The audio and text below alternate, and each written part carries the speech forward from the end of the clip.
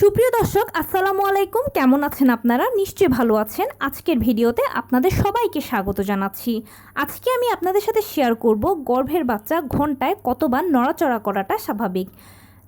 মূল ভিডিওতে যাওয়ার আগে একটা কথা বলি, আমি আমার চ্যানেলে pregnancy related, specially normal delivery related অনেক ইম্পর্ট্যান্ট তথ্য ভিডিও আকারে শেয়ার করে থাকি। এই তথ্যগুলো আমার পার্সোনাল এক্সপিরিয়েন্স ও আমার ডক্টরের সাজেশন থেকে নেওয়া।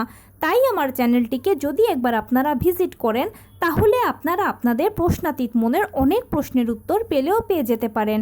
আমন্ত্রণ জানাবো আমার চ্যানেলটিকে একবার ভিজিট করে দেখার। এবারে চলুন মূল আলোচনায় যাওয়া যাক। আমি শুরুতেই বলেছি আজকে আলোচনা করব গর্ভের শিশু ঘন্টায় কতবার নড়াচড়া করাটা স্বাভাবিক। দেখুন, গর্ভাবস্থায় একজন মায়ের জন্য খুব গুরুত্বপূর্ণ একটা টপিক হচ্ছে তার বাচ্চার নড়াচড়া গোনা মনে রাখা। বাচ্চার নড়াচড়াটা এতটাই গুরুত্বপূর্ণ যে এর ওপরে নির্ভর করে বাচ্চার ভালো মন্দ বেঁচে থাকা সব কিছু। বাচ্চার নড়াচড়ার ওপর নির্ভর করে ডাক্তাররা বিভিন্ন ধরনের গুরুত্বপূর্ণ সিদ্ধান্ত নিয়ে থাকেন। সেই জন্য গর্ভবতী মা যত ব্যস্তই থাকেন না কেন বা যত ঝামেলার মাঝেই থাকেন না কেন, তার বাচ্চার নড়াচড়াটা তাকে অবশ্যই ফিল করতে হবে, গুনতে হবে, মনে রাখতে হবে। সাধারণত গর্ভাবস্থার 5 মাস থেকেই গর্ভবতী মা বুঝতে পারবেন তার বাচ্চার নড়াচড়াটা। এখন অনেকে এর আগেও বুঝতে পারে, এর আগে বুঝতে পারলেও ক্ষতির কিছু নেই, ভালোই। কিন্তু বেসিক্যালি 5 মাস থেকেই মায়েরা বাচ্চার নড়াচড়াটা ফিল করতে পারেন। এখন অনেকে প্রশ্ন করেন যে আপু, ঘন্টায় বাচ্চার নড়াচড়া কতবার করাটা স্বাভাবিক? দেখুন, একটি বাচ্চা ঘন্টায় কতবার নড়াচড়া করছে সেটা বড় কথা নয়।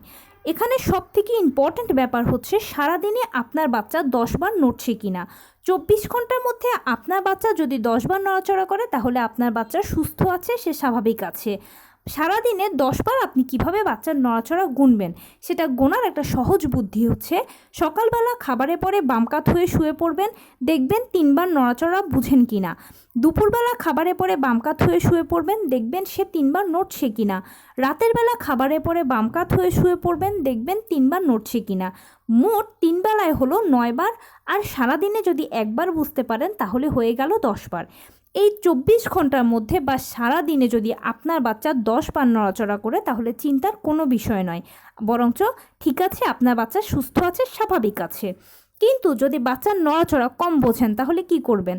যদি বাচ্চার নড়াচড়া কম বোঝেন তাহলে ভালোভাবে একটু বোঝার চেষ্টা করবেন, কেয়ারফুলি চেষ্টা করবেন বোঝার। এরপরেও যদি বুঝতে না পারেন তাহলে একটু মিষ্টি জাতীয় কিছু খেয়ে বাম কাত হয়ে শুয়ে পড়বেন।